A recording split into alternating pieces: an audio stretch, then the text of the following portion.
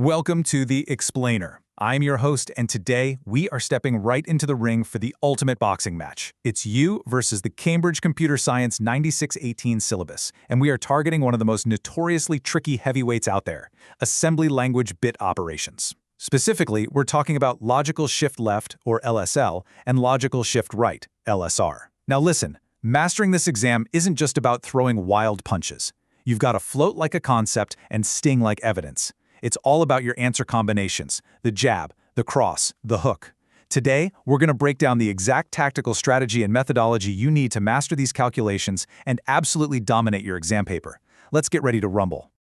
So why do students consistently hit a wall and get knocked out by multi-step bit calculations? Senior examiners see the exact same dilemma every single year, and it usually comes down to two very specific types of students.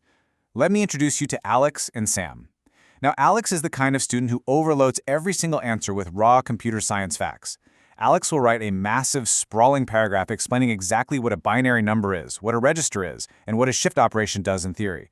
But there's zero actual analysis applied to the